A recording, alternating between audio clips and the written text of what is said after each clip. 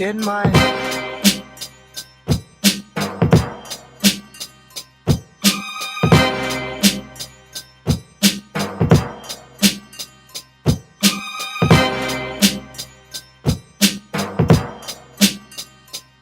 in my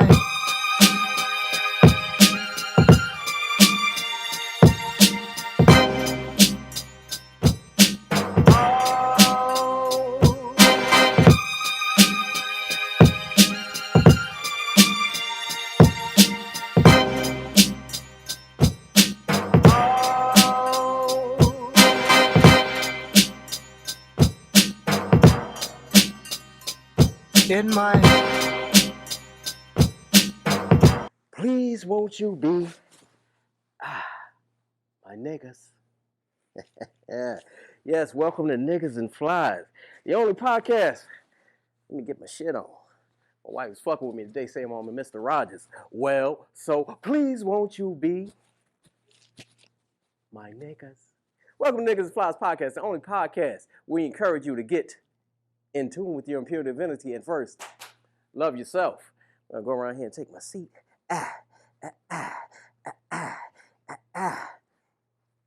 Ooh, yeah.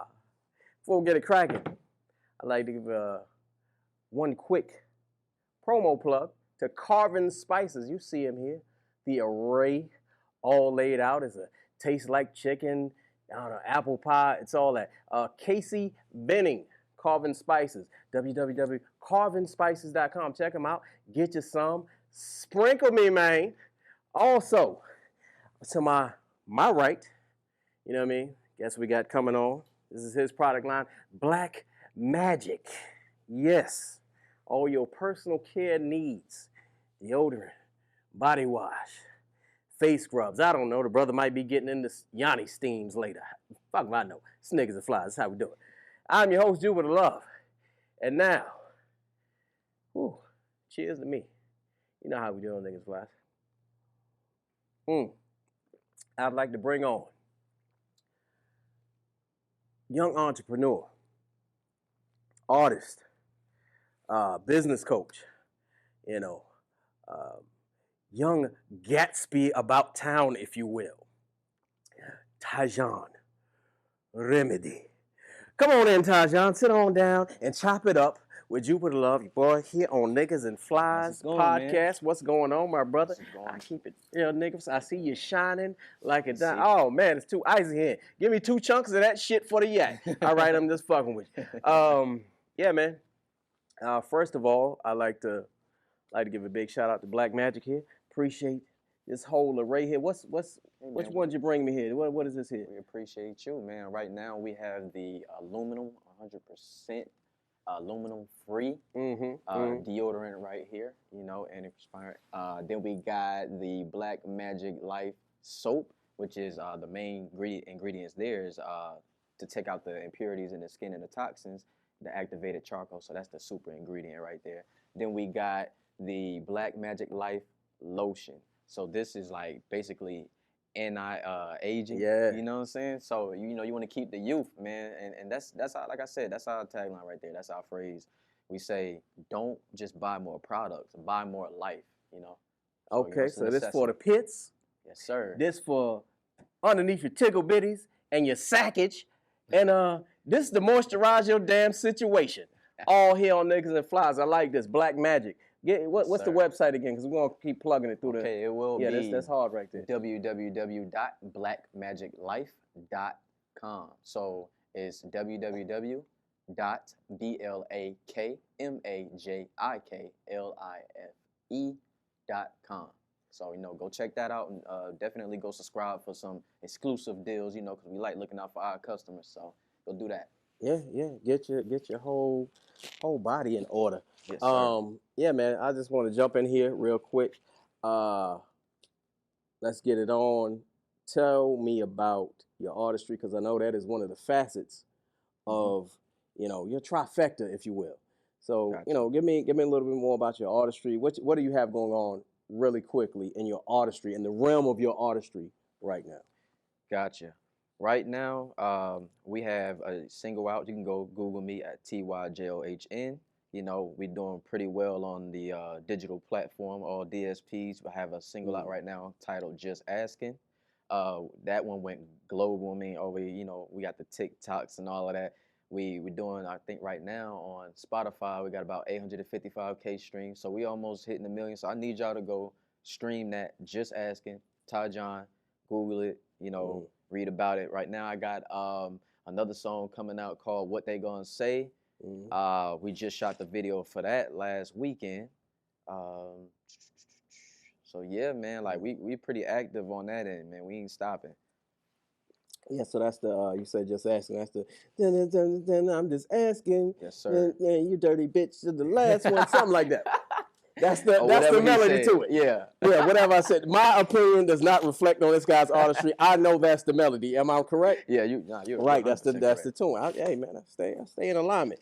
But moving forward, man, I just want to touch base with you and really want to focus in on your entrepreneurship as, you know, as a young black male out here. You know, you have the healthcare line here, you know, the deodorant, the soaps, you know, the lotions, you know, hypoallergenic, all aluminum free. You know, you got a niche here, if you will. And also, I understand you do business coaching. A couple different facets to your entrepreneur, your business mindset that you're tapping into. Right. You know what I mean? What say you to the Negus FLYS cohorts to that extent? Okay, so basically, man, how I started off, as you already know, you spoke about started from my artistry. You know, like I was real passionate in the music world and whatnot, but just like everyone else, I had like to deal with the not having. You know, coming from the trenches, they would say, the gutter, whatever, you know, the problems that we all have. You know, I had a single parent, you know, my real father was not really there. The closest thing I had to a stepfather passed away about 6 years ago, I want to say, 4 to 6 years ago. So it's been like kind of rough ever since then. I just been finding myself, and then I realized that I have a deep passion for not just music, but business alone, which will actually help me fund my music. Like I used to think that your talents would basically get you everything, and that is sadly not the case. When it comes down to this music industry, you definitely have to have a budget behind you, and pretty much with anything that you have to have a budget behind you. So, you know, I didn't want to be in that make-believe world anymore, so I started doing my research, really tapping into myself, and I realized, like, I do have a different mind. I actually use my business to, you know, I'm like my own bank account, I would say, rather than being, you know, waiting for a music loan that you got to pay back, and then you still don't have any, you know. So that's what a lot of artists, indie or otherwise, if they're in artistry and trying to, you know, chase that dream, they don't understand these major mega heads and I want to get a deal, whatever. They're banks, motherfuckers. Okay.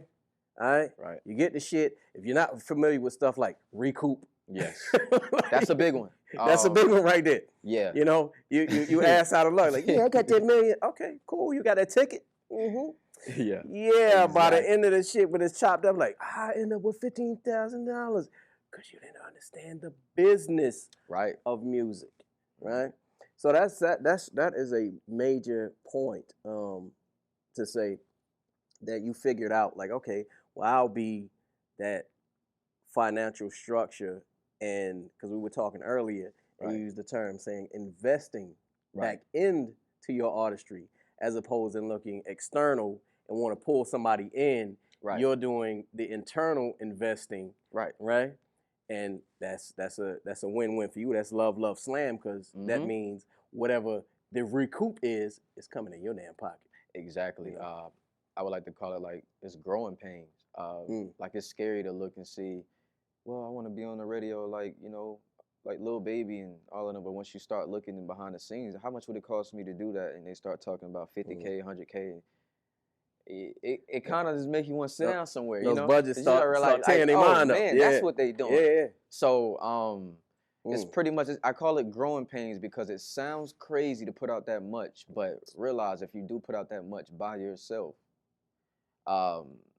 you're gonna get back exactly what you're supposed to get back. Right. See, like people want to cry and stuff like that, and I'm not gonna lie. Like Mm-hmm. I've been here, done that. Like I feel like I was almost like a sacrifice in a way for Mm-hmm. people that would come like right behind me and stuff. Yeah. Been in that situation, been in a deal situation where it looked weird, Mm-hmm. signed and all that stuff. Numbers and weren't right. And Mm-hmm. it wasn't, and it wasn't what I thought it would be. Yeah. You know, like get a little bread, and then you realize, dang, like I could still end up right back in the same predicament. Just Because like that. now you got other people involved, and it's just you can't even really get mad at them. It's business. You signed it, Mm-hmm. and it's business. That's like if you had a company and whatnot, and I was to say, hey man, I like what you're doing right here. You're doing pretty good. You know, by yourself. I'll come in, man. Listen, I want to invest maybe about $100,000. I want to invest $1 million in you and whatever. So the main thing they're probably gonna get, they might get about 60 to 80%. Actually doing that. It sounds good because you're like, oh man, I get the money, but you got to invest back into your product and your inventory, whatever you're doing, and or your music. So basically, it's still not your money. You have to get in the green. So there's a lot of terms that are absolutely accurate, because a lot of people who don't understand. I've had this conversation probably in the last week quite a few times when discussing like topics that are tastemakers of the moment. Like you hear about the Jay-Z and Moet deal, or what he did with Tyjohn and all this, and that and what I've seen our own people. Right? Their particular take on his movements and the business acumen. Not only, Sean Carter, if you will, but there's a couple other, when you look at it and you hear our take, right, in general, I realize, like, damn, how many of us don't understand what fucking economics is? Right. Oh, you'd be surprised. It's not even cool to study economics. It's not even like, to them, like it's much more easier to just be this talented person and to follow talent. Yeah. But it's actually not a cool thing, which is why we're so far behind. If you really pay attention to it, we're actually far behind. The things that we're learning, even some of the things that I'm learning, I should have known like years ago. No, but listen, I'm gonna stop right there. I'm gonna give you, what they say, your flowers while you're here. I will give you, the applause and the salute for, where you sit at in your age for actually saying, oh, shit, made a light bulb come on, because shit, hindsight's 2020. I made a million fucking mistakes. Right. And like, damn, man, but hell, even 100 shots out of 100, Jordan didn't make them. Right. You know what I mean?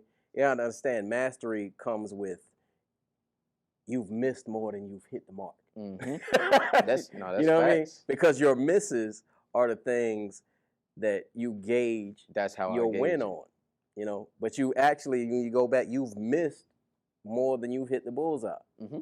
You know what I mean? That's facts. So those who have attained success or mastery or a high level at whatever field they're in, right, just know they've missed the damn bullseye more than they hit the mark. It's just when they hit the mark, it hit big because they had something to gauge it. Right. They had the information base. They had the circle of awareness to gauge, like, okay, what is my next 2-3 moves? Because I've done this before. So, how do you become Bobby Fischer? Practice, motherfucker. Yes, sir. Practice. Yes, sir. Huh? All the way down to muscle memory. Right. Everything. Like, I learned this. There is no shortcut to success. It doesn't happen. That's the first thing. Like when if I'm coaching there's no somebody, overnight. and I'm telling, like, there's no overnight. Definitely not overnight. Trust me, you don't want to do that. And if it is an overnight, you better be like looking over your shoulder because something ain't right with it. I heard a outtake of an interview. Rick Ross said, like, it took me a decade to become an overnight success in that way. You know what I mean? Right. There's no overnight. Because a lot of people don't see you do that hard work behind the scenes. You probably been doing that. Like, people may think that I popped out of nowhere with that song. But I've been, cooking and baking for a while. Like, I've been doing this for maybe about 7 to 8 years. Just, started taking it serious maybe 3 years into it. And what I do want to say is, like, all your stages in life, even with learning, there's always a prerequisite for everything. Mm-hmm. So you have to Absolutely. know this much, at least have this much foundation in order to be able to engage and do this next thing. Mm. And then you'll figure it out. It's like trial and error. That's the best way. Like life is the best teacher, honestly.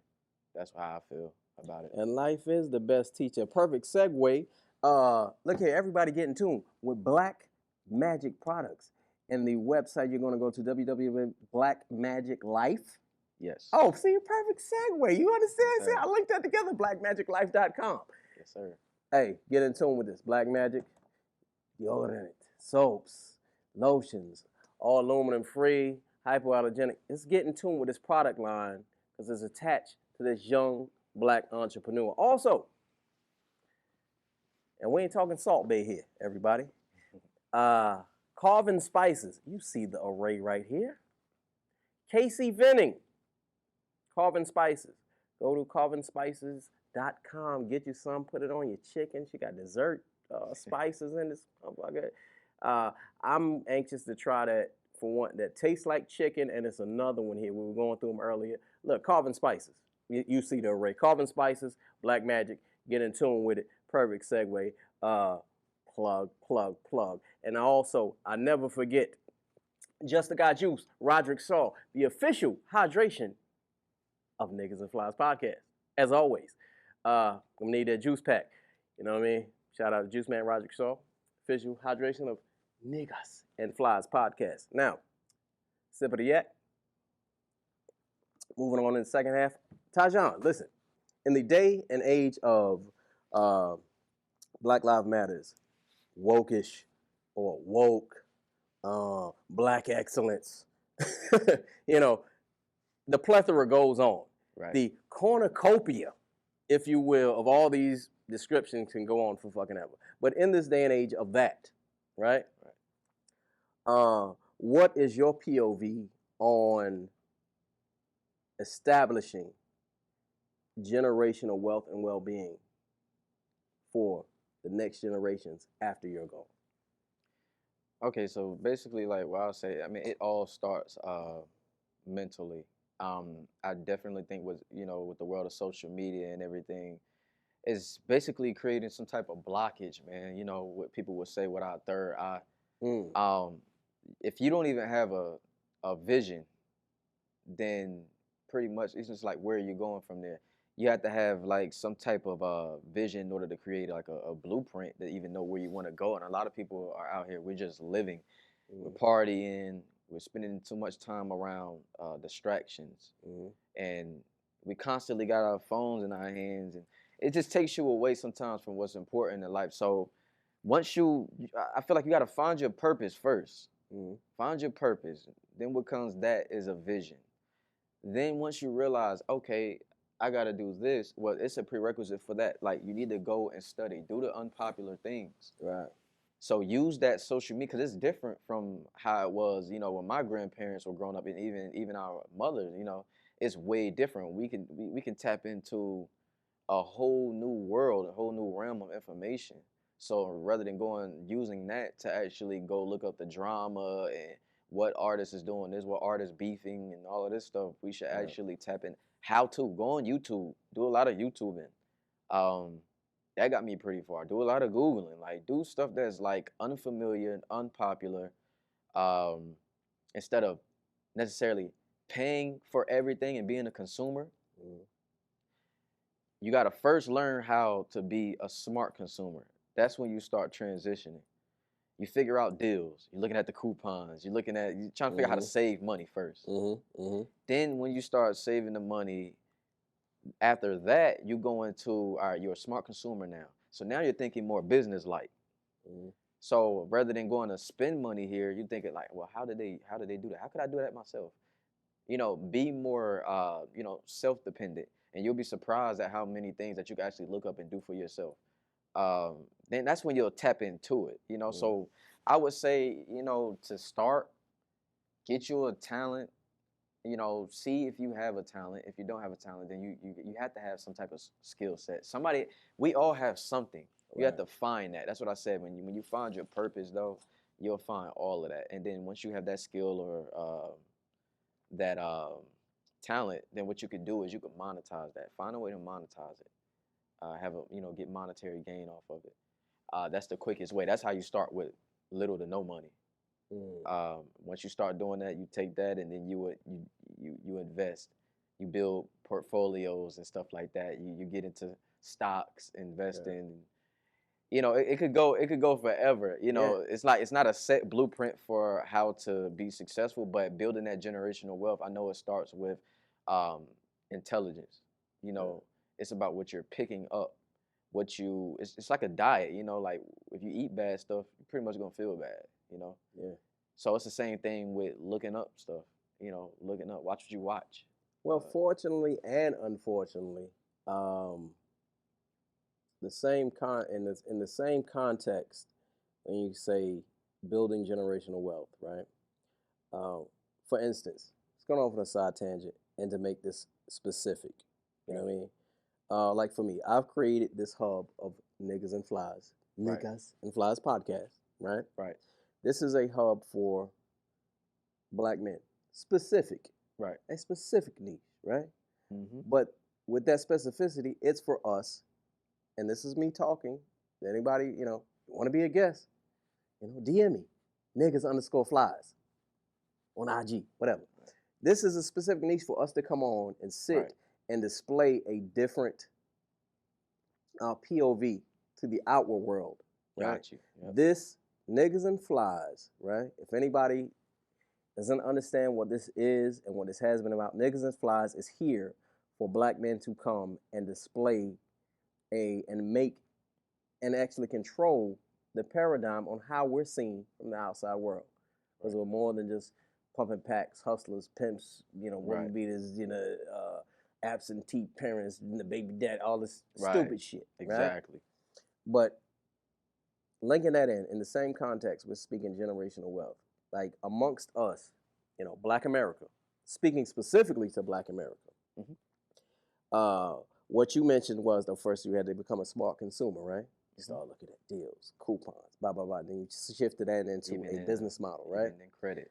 Amongst us, we have a term where we'll loosely throw it around and say, oh, this motherfucker cheap, right? Mm-hmm. But the other side of the fence calls that frugal. Right. Calls that frugality. Mm-hmm. Right? And being frugal, right? Frugality has, 850 FICO score. You know what I'm saying? Shit like that, right? We have not adapted or latched in or even plugged into what even that's about. We're still on, oh, you a cheap motherfucker. Right. No, man, you can be cheap. Right. And shit, you can be frugal, but it's about building. Right. If you really want building and generational wealth and really rising to what the concept of Black excellence is, there's certain things you have to adapt to, because what is the old analogy? The game don't change, only the players do. Mm-hmm. The game doesn't change, only the players. Yep. Would you agree? Yep. So if the board is still set up, same rules, same board game, only due to time and certain people expiring out, you switching out players, but it's the same rules. Right. What the fuck are you missing? Learn the fucking rule book. Exactly. Then you can maneuver. Like I literally walk around. I wasn't a person that wanted. I'm always texting and stuff, but I just recently got to this point where I carry a little black book around with me, and I actually write a lot more. Any pieces of fragment information and things that I pick up, I would put it in that book. Yeah. And then I don't do it just to keep it for myself. I do it to relay everything, basically. So I take it down. I'm like, listen, look, peeps, this is what I just found out. You're creating a time capsule for yourself. Yeah. So a look back. Yeah. A looking glass, if you will. So you exactly. Like, oh, so I could give out like maybe 2 or 3 cheat codes right now. Basically, because I'm all about giving value. Yeah. When you see Tyjohn, you hear the name Tyjohn, you hear Black Magic, like whatever. I want people to be like, enlightened on a couple of things. Like this is basic information to a lot of the world, but not so basic to us. It's crazy because there's a lot of things that's supposed to be common and aren't so common. I would want to tell people definitely, if you're gonna be a consumer or whatever, focus on your credit. A lot of people think that is not important, right? Well, a lot of people just give up on credit because they look at it and they'll say, well, I know I ain't got good credit. Well, if you have that idea counting yourself out already, you pretty much done for. The world is literally what you believe and is what you make it out to be, and that's exactly what you're gonna be. So if you go ahead and count yourself out, then it's already a dub for you. Right. You got to get out of that mindset of thinking that we don't deserve more and thinking that you're not good enough. A lot of us, like honestly, we built America. To be real with you, Absolutely. Nobody can contest that. So it's like if we don't deserve good things, I don't think anybody do. So we can't think with that mindset. So I say focus on the whole credit thing. Now with the credit, I know people say, well, what is this about credit? First of all, you need to monitor it. Go ahead and monitor it. Because if you don't monitor it, you don't know what it is. You just don't know what it is. Right. So that's the first thing. So people who don't want to pay for the monitoring sites and stuff like that, there's free credit reports. Go ahead and pull it. You know what I'm saying? You can pull it once a year or whatever for free. Go ahead and do that. Then you focus on it. Look at your collections and all of that. And the reason why I'm saying this is because without, like, America's been in they got a spending deficit. We've been in debt for a long time. So that changed the whole system. Basically, as far as like the old barter system that was in place is not like that anymore. Basically, credit is almost like the new money in a way. So we got that hustle mentality, like, get out the streets, get it out the mud. These nice cars that we see everybody driving, and then, we're the guys that get it out the block because, we had our drug money and whatever. And we just, but it's, it costs way more to actually have bad credit. It costs you're paying for everything twice in a way. So you have basically zero cash flow. An ounce of prevention is worth more than a pound of cure. That one. Yeah. That part. So, so you can go buy everything cash and whatever. Right. But what you're doing is you're going to end up in a way, you got to play this new game. You got to play this new system. Right. We didn't make the rules. We pretty much got to just play it a specific way. Yeah. So, yes, stack your money, get your savings and whatnot. Get life insurance. You got to get life insurance. There's a thing where, the banks even, they're using life insurance. It's a way that you can actually be the bank. See, this is like the route that people not actually taking. So, leveraging. Yeah, you can actually borrow money against yourself, So it's like, things like that is not it wasn't told to us. Right. So I put it like this. So if we got like, we're trying to go buy a car and it's like $50,000. We're trying to buy a house and it's $100,000, $200,000, right? Pretty much everything that you buy, even though it may seem like an asset, is not necessarily an asset until you flip a switch. You have to flip a switch on it. It's actually gonna, as far as equity is the only thing that you're pretty much gonna get back from buying a house. What I would do, I would go and get maybe a duplex or a multifamily house for my first and live in one section of it, rent it out, and then I would actually wait to get my dream house. A lot of people, they do that one purchase, get that loan, and they stuck in that loan. You got 30 or maybe a 15-year option, and that's where we like losing that, because it's like they taught us to be like kind of so basic in a way. You grow up, or you're gonna go off to school, you're gonna make this certain amount. First of all, you're gonna have a cap on your salary.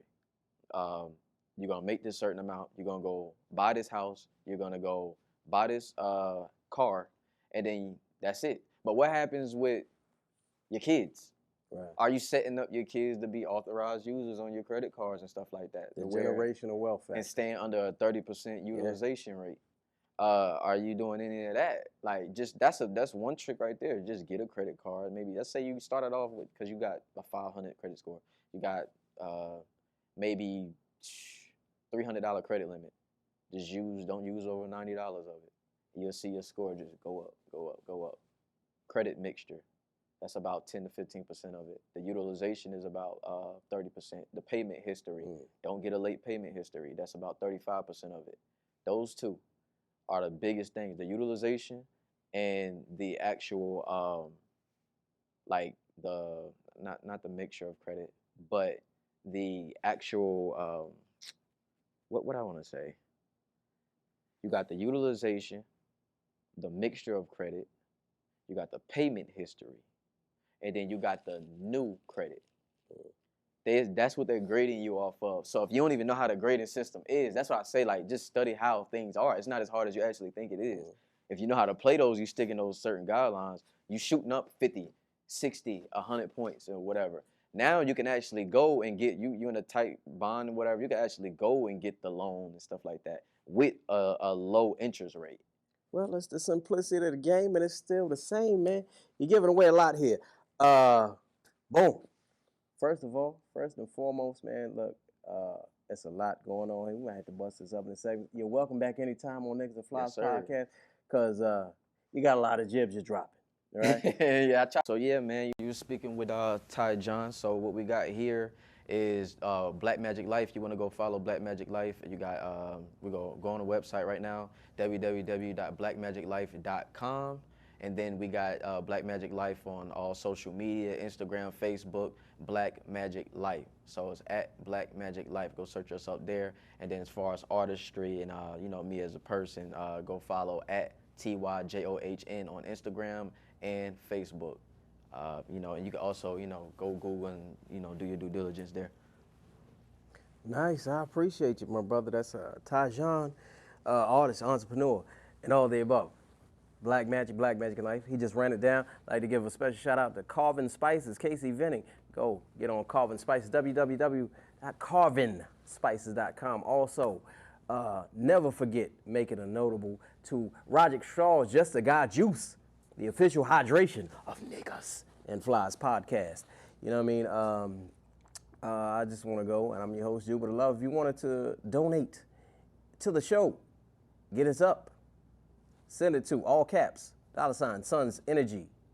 You know what I mean? Get us some funding around here. I appreciate you. Also, don't miss our channel, YouTube, Energy Toss Radio Show. That's where you can find Negus FLYS podcast content, and you will also find Energy Toss Radio Show, hosted by my spouse, NM. Son, she's lovely. She's beautiful. She's good at what she does. Go check that shit out, man. Listen, to Black America, we are the other shit from the mothership. I'm your host, Jupiter Love, and this is a beautiful day. I might as well say, won't you be my niggas? Negus FLYS podcast. I'm out. Peace.